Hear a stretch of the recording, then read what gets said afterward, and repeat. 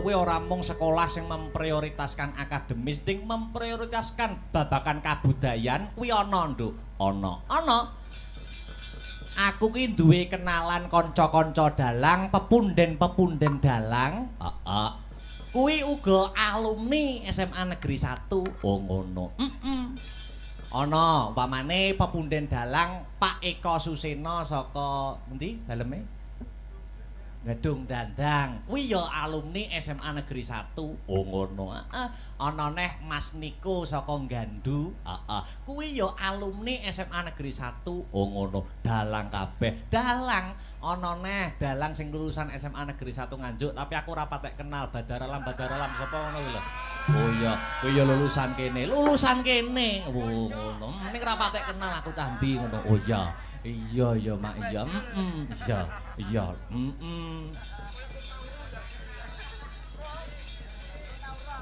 Prestasine akeh SMA 1. Prestasine akeh yen tak waca ki nganti jam 7 isuk, mula ora tak waca wae. Oh iya.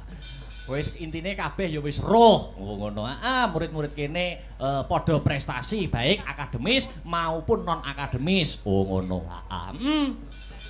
Terus rangkaian adicara dalam memperingati HUT SMA Negeri 1 Nganjuk wis kawiwiti saka tanggal 18 nganti 20 semasa kap. Oh ngono. Terus bengi iki wayangan, tanggal 21 ana Jalan Sehat, puncake upacara HUT semasa, hari ulang tahun semasa. Sadurunge Mas Yuda takon menghibur mengocok perut para warga masyarakat kang mapan ana ing kene. Mbak niken tak aturi jumeneng luwih dhisik. Oh ngono. Jumeneng. Sepati cok. Kutang tang tak tang ya.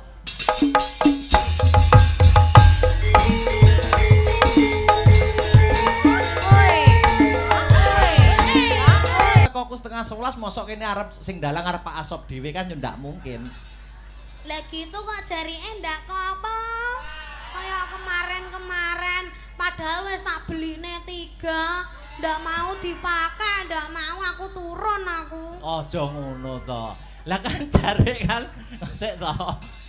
Sampeyan ngene iki yo ngabari pakai yang ini, wis pakai yang ini. Wis ngabari Mas Ardi kemarin wis ngabari. Ardi. Terus Mas Ardi bilang gini, Mas Akbar gak gelem gawe kuwi. Soalnya kurang cocok gambare, mending ngono gak Mas? Ora. Aja menyebarkan yang tidak-tidak. Ngadeg ya. Emang. Bacok itu. Obak-obak banyu bening kowe. Masa ndak gelem ngadeg? Hah? Ngadeg to ngadeg aja ngono. Ayo ngadeg. Aku mana dikit.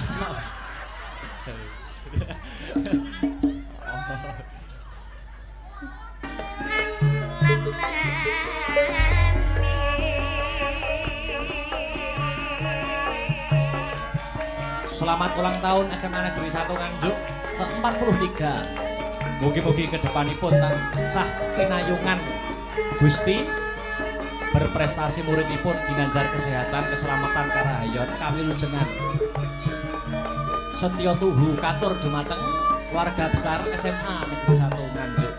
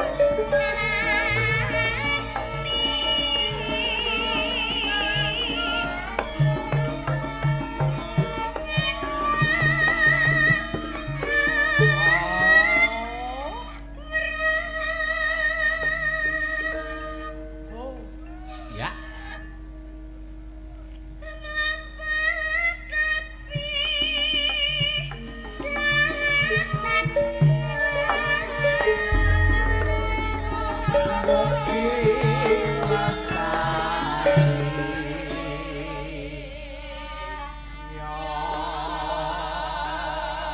Niken, niki nggih kuwatah sing memonitor lumantar YouTube nganti tembus 10.000. Alhamdulillah. Iki juga ada pepunden dalang sing WA aku. Nggih, Bar monitor. Nah, saking ya wis tak anggap guruku bapakku dhewe, Pak Kangko Solo Karanganyar. Bar monitor salam guniken ya. Waduh lagi. Nunggal karep iki. Nggih, Pak, anderek ajar, matur nuwun pangestunipun ingkang kula suwun. Lanjut. Mokyen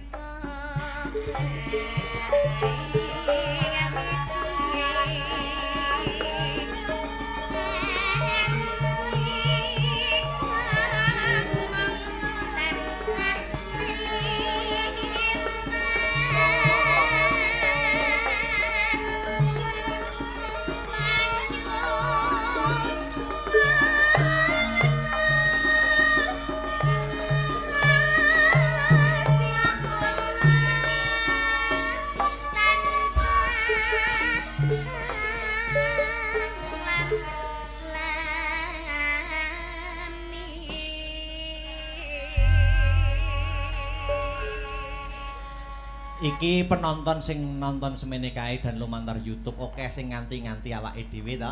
Incis. Oke sing nganti-nganti seneng karo Akbar karo Niken. Tapi di sisi lain juga banyak. Mula sampean mau padu aja nganti kegawa kebrongot karo emosi.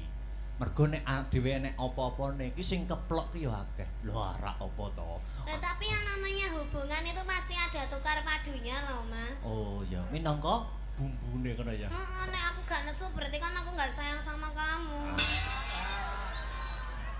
Kamu mau toh gak tak nesoni gitu terus aku duyem ae gitu mau.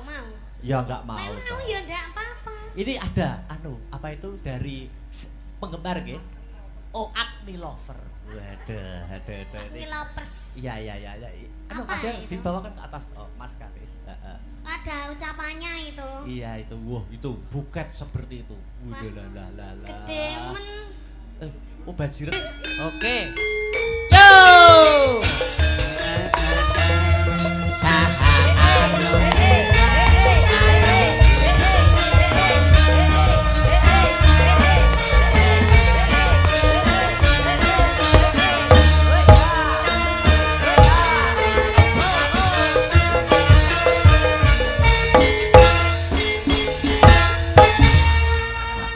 Ki mawon apa mundutan? Napa, Mas? Sik lali aku. HP-ne Mas, HP-ne. Alah aja. Modus. Tenan ana pamundutan mau lumantar Alasane. WA. Pokoknya Saking bapak sapa mau kene to. Heeh. Cuk. Wah, pinter dalang ya. Alasane iki lho enek. Iki lho. Sapa ki mau? Request podang kuning utawa lewung. Siap. Saking Pak Amin. Pariwisata.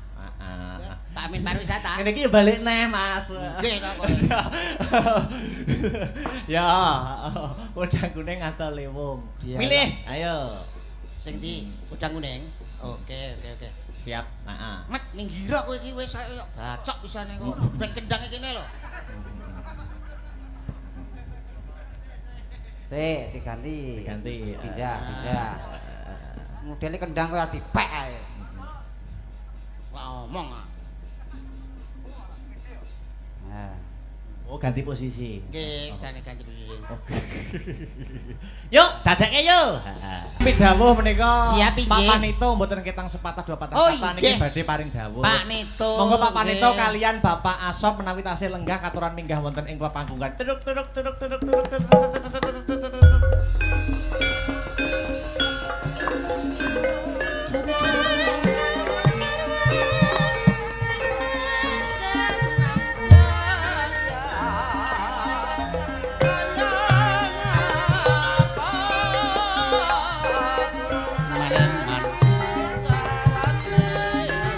Timun sigarane. Mas Mandal. Bangun sigarane. Ya Mas.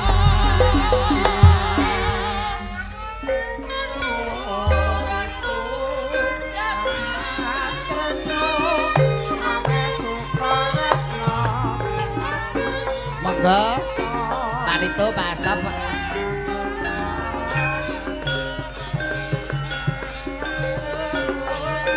Lenggahipun wonten pundi to, Mas? Oh, sampun kunjur.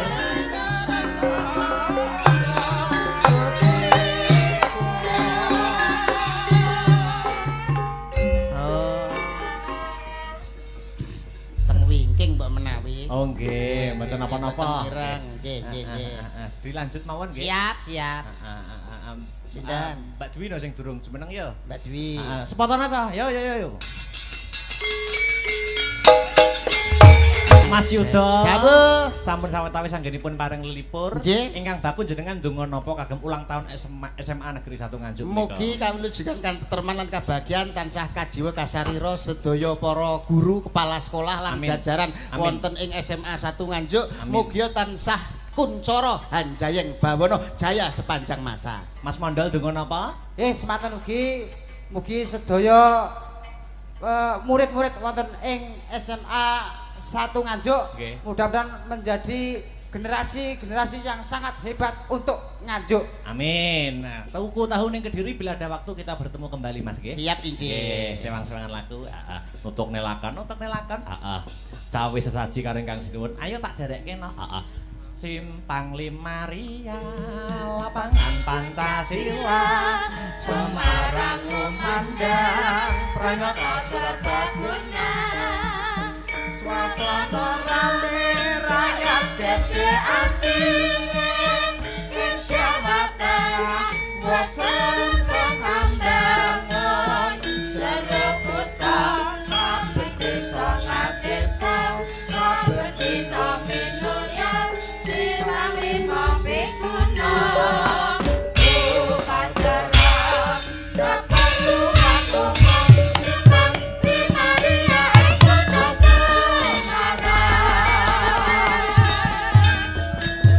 ing kutha Semarang.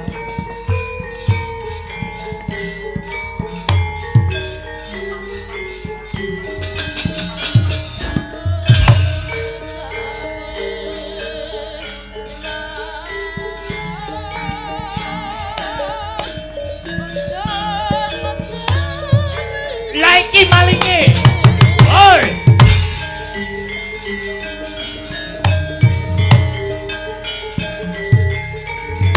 Astur.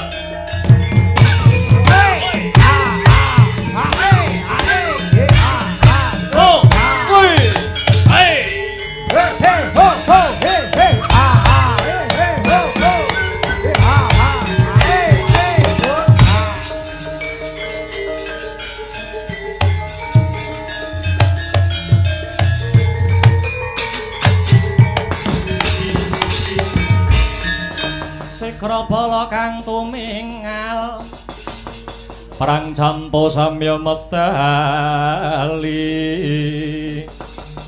tertatet wilating kata dan mangkong manguncang niti benjang sangat cimicil ladinya ngedali wuwus Prasta Surawilaga kaya buta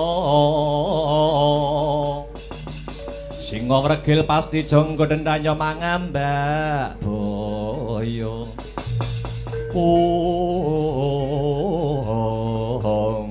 Mas miber panonku pating kalepyur Durung swanggonku entek dalem iki malinge sing nyidra sekaring kedaton Ngastina Dewi Banawati. Nuwun. Aswatama Aswasuta utama Aswa jaran Suta anak utama apik kowe iki anake jaran sing apik babu parat. Slendro sing dadi rasaku, slendro sing dadi jiwaku. Anoman. Balekno Dewi Banawati. Dewi Banawati bakal tak balekke marang negara Ngastina yen dadane Anoman wis pecah. Wela dalah sugih kendel Bondowani wani karo Swatama sing tak wedeni apamu legan golek momongan pupuna golek pacangan merangi tatal ngrajiawu lena kaprayit lahir batin ora ilang tak kedepot tebah dadawul sati gawe jatah dosa kowe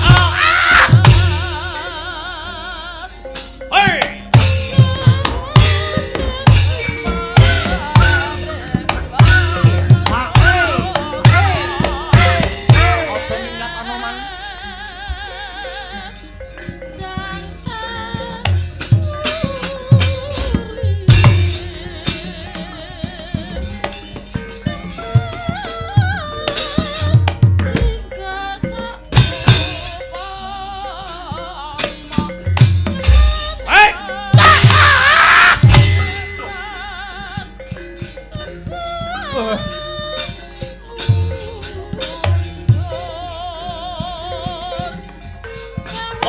ah, hey, hey, oh, hey, ah, oh, hey, oh, ah, oh, hey, oh, hey, oh, ah, oh, ah, hey, oh, ah, hey, cepet ya, diamu, hey, what, ah,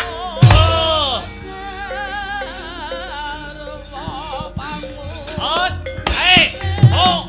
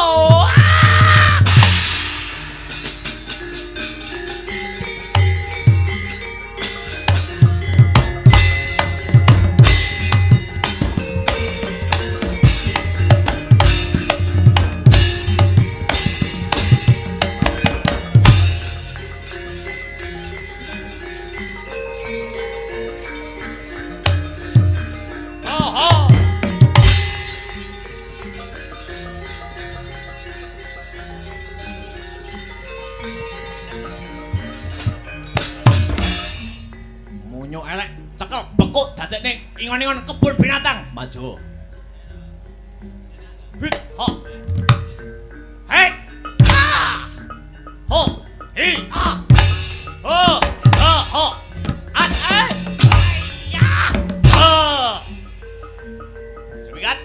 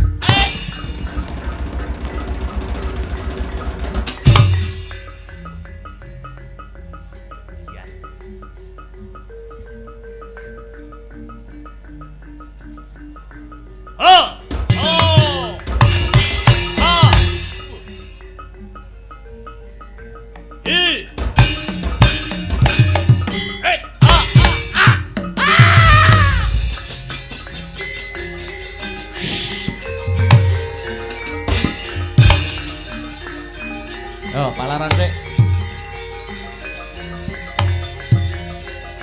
Oh.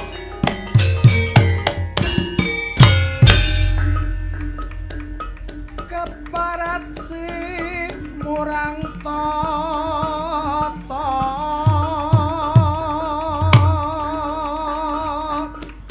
mani tanding kelawan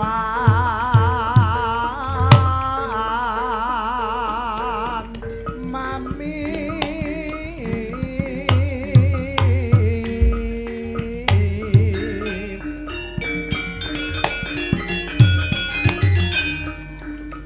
iki satriya nuwe cedayeng palu gonsa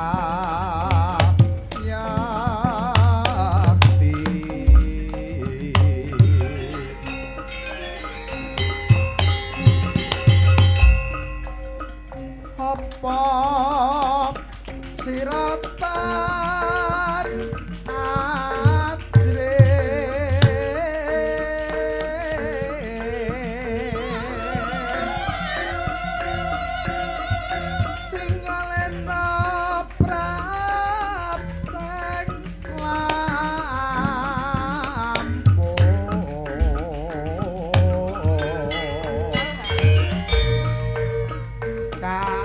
tokno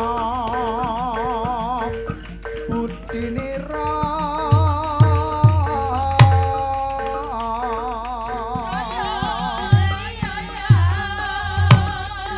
Siramasti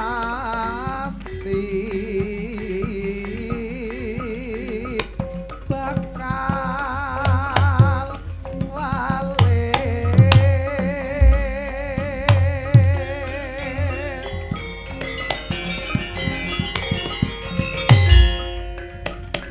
Satria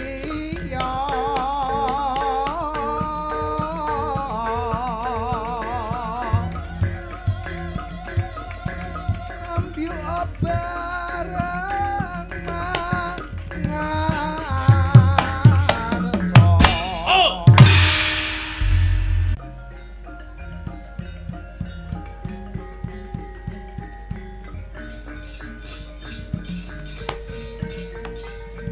Nek wayang.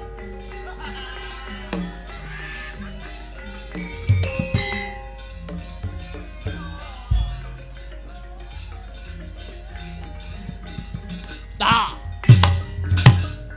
Hei. Hoi. Ho ah hoi. Ho ah. Ceminggat.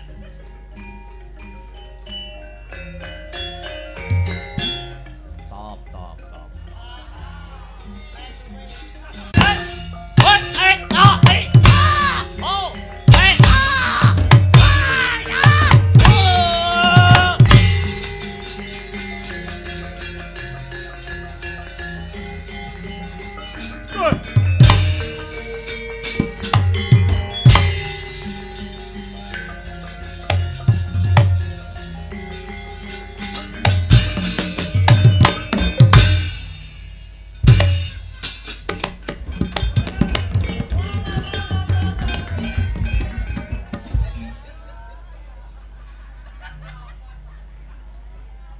Masya Allah, anak buah Heru ya nih.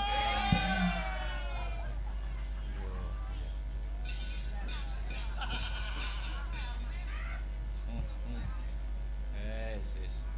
Iki. Kok katok enek tulisane Maji ya. Ayo ndi kura liyane.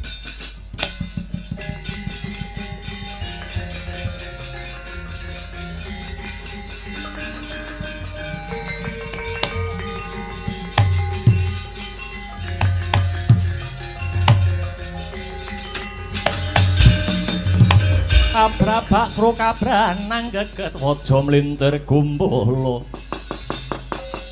sugal wijiling sabda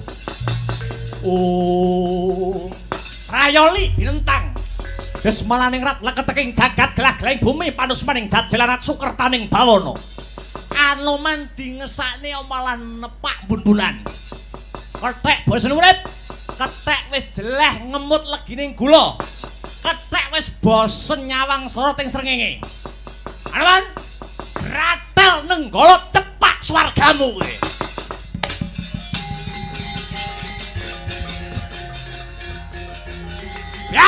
Piak.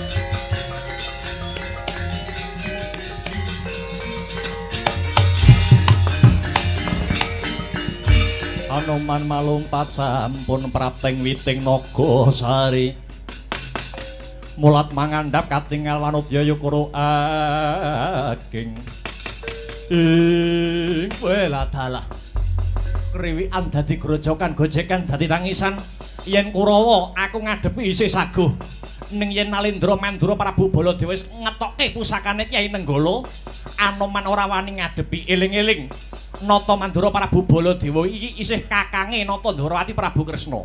Kamangka Anoman ana ing jaman Mahabharata ngabdi ana ing sinuwun Ndrawati Prabu Kresna. Ya, tinimbang ora dadi gawe, luwih becik Anoman nyimpang dalan. Aku bakal bali ana ing pondok pesantren Sumur Jalatunda. Jalatunda, Jalatunda.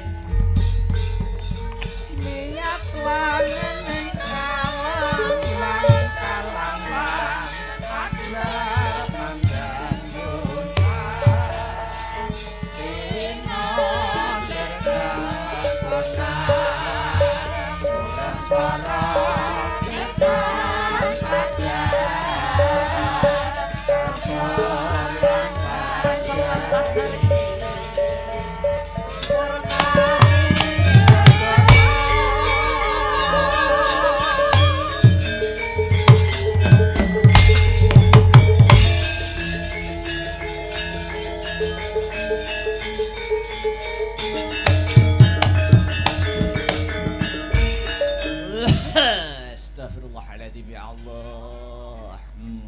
Masya Allah. Puh linting ya Allah, ya Allah.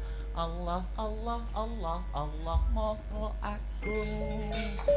Allah, Allah, Allah Kang Maha Agung.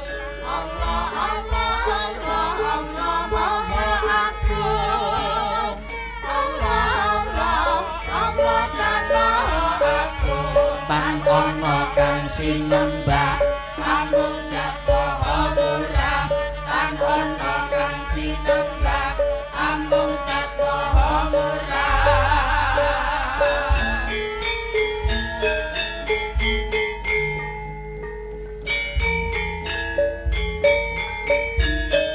Plak plak plak plak plak plak plak.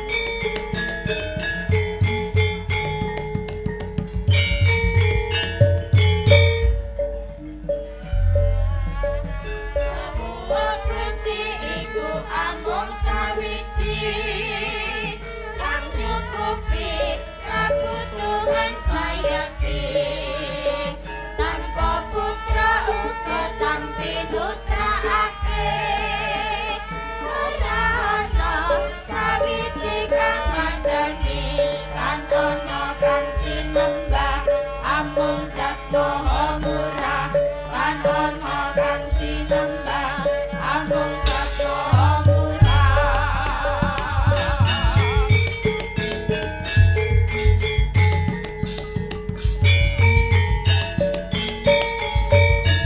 Antarja gadheng kanca Antasena Al Ikhlas doning Kiai.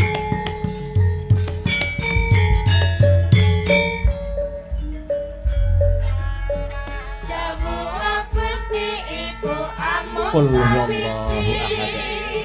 kang nyukupi kabutuhan Allahu sayati somad. tanpa putra uga Lam yalid walam yulad. ora ana Walam sawiji yakul lahu kang kufuwan ahad. mandani kan ana kang sinembah amung zat maha murah kan ana kang sinembah amung zat maha murah.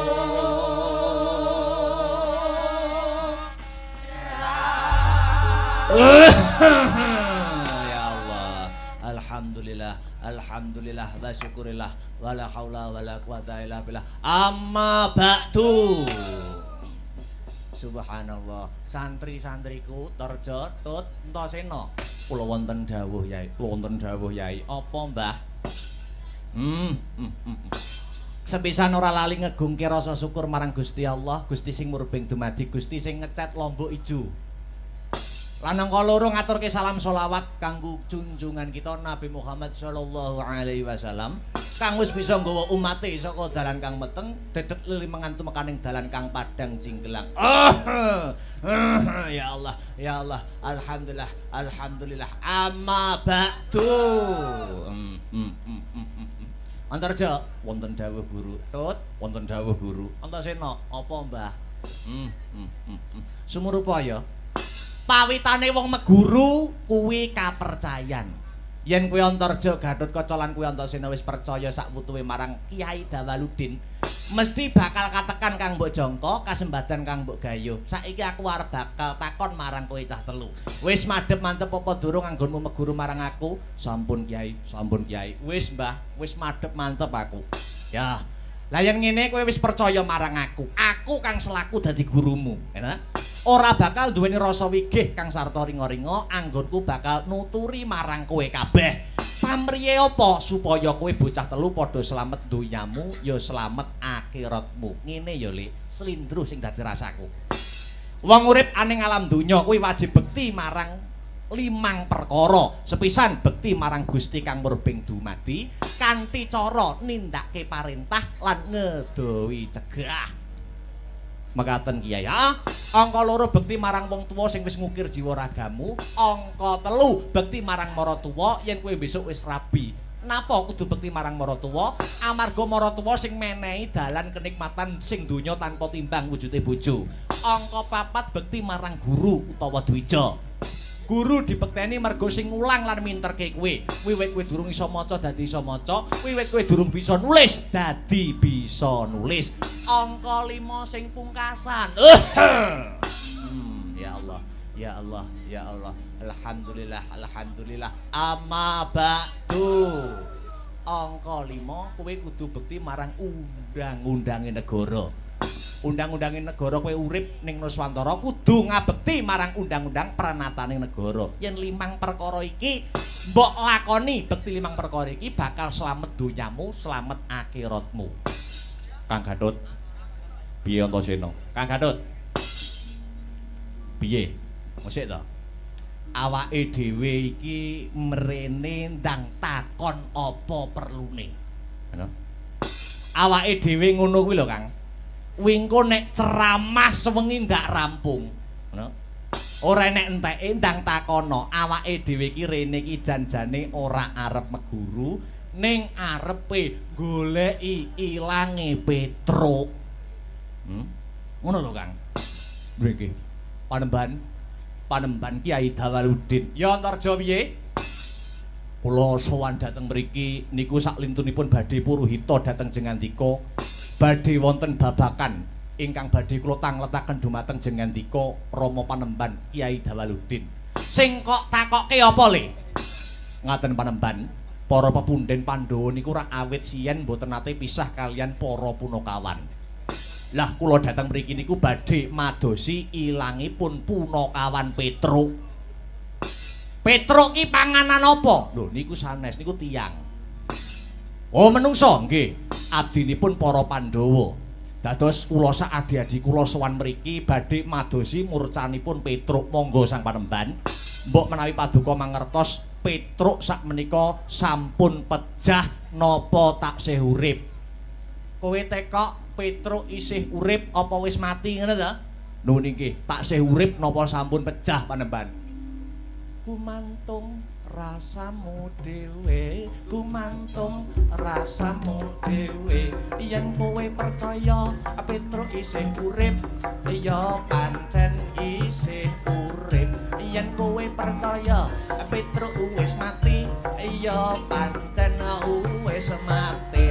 Gumantung rasamu dhewe, gumantung rasamu dhewe. Trong tung piye Kang? Gumantung rasane awake dhewe. Nek yakin Petruk urip ya urip, nek Petruk wis mati ya berarti Petruk wis mati. Takonono neh, awake dhewe sing percaya nek Petruk jek urip saiki ning ndi cae ngono. Romo Kyai, piye Antarja kula badhe tanget malih. Tekon babakan apa? Kula pitados, kula percaya Petruk niku tasih urip.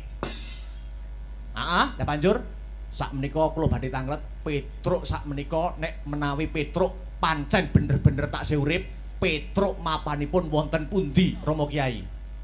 Gumantung rasamu dhewe, gumantung rasamu dhewe.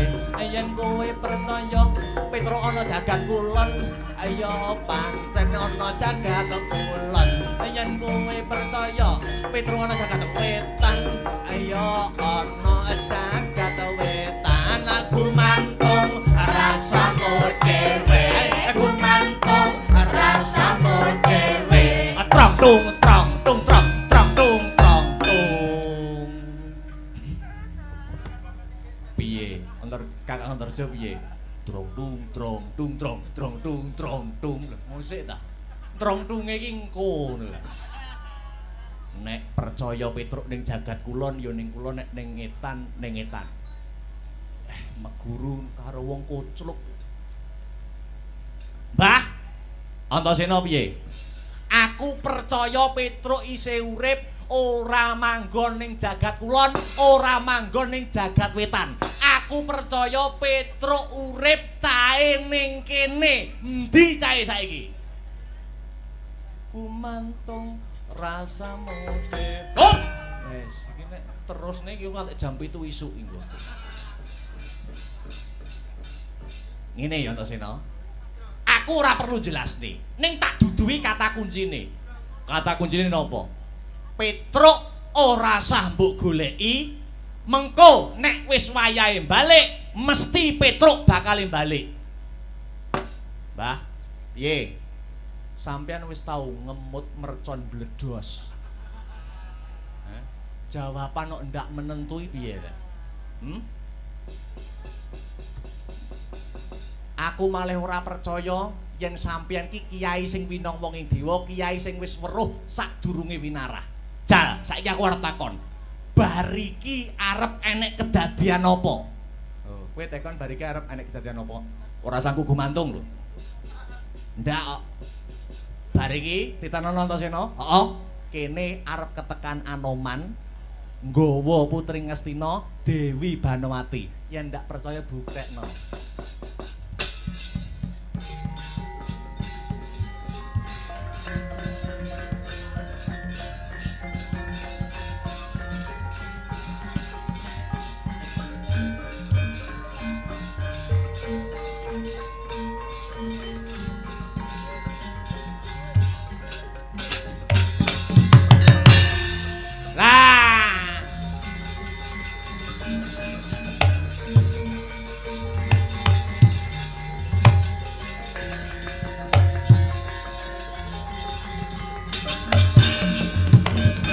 Padha becik lakumu Anoman ndering Sambikala Kiai. Kowe bar dikeroyok karo Kurawa. Iau ora? Inggih, leres Kiai. Ning kowe mundur mergo Baladewa sing maju nggawa nenggala. Iau ora? Inggih, sowan kula mboten ijen panemban. Kowe nggawa bojone Prabu Duryudana Dewi Banowati.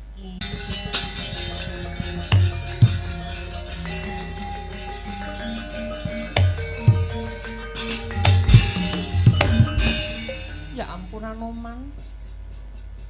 Iki apa wis tekan pondok Sumur Jala Tundha? Sampun Sang Dewi. Lah ndi gurumu, ndi kiaimu? Kula aturi madhep teng wingking. Niku Kiai Dawaludin guru kula. Ya ampun Batobat. Ganteng cempe Anoman. Astagfirullahaladzim ya Allah. Ya Allah, ya Allah. Alhamdulillah. Amma ba'du. Kucluk. Enten apa to yo? Kula badhe sambat ning isin wonten santri-santri paduka. Anoman, kula wonten dawuh. Wonge nek ora duweni keperluan begadang aja begadang, turu. Nggih. Antarja, kula wonten dawuh, sesuk subuhan sing ngadan kowe. Turu, ora entuk santri turu bengi-bengi. Nggih. Aja lali wijik sadurunge turu. Nggih, Rama Yai. Arep kaca, bubuk. Wis wengi. Nggih. Antasena, kowe aja mbling le. Turu wis bengi, ngono? Aku ngerti ajane. Mbah Yai arep nyenuk Mbok De. Astagfirullahaladzim ya Allah, ya Allah. Astagfirullahaladzim ya Allah. Amma ba'du. Kowe muridku kok nakal dhewe kowe. Aku kok Mbok De arep nyenuk Mbok De. Iki kok nek tak senuk tenan piye? Ya Allah. Pripun yo? Sakit napa keluhane napa nggo? Badhe konsultasi napa? Yai, pripun? Aku mangan ora enak.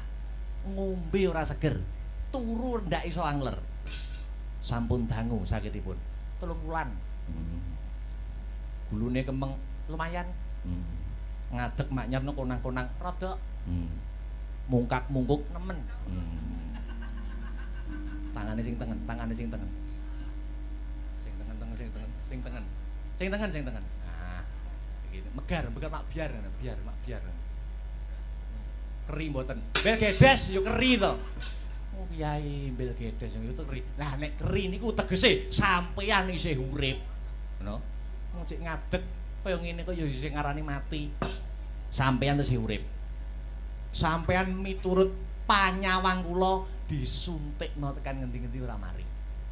Digawa ning dokter yen perlu luar negeri ora iso waras.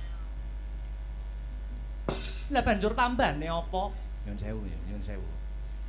Jenengan wiwit cilik mbiyen napa duweni kanca lanang sing cedhak bendina runtang-runtung ngalor ngidul ning durung bisa ngungkapne rasa tresna kaselak rabi dhewe-dhewe. Nggih mboten.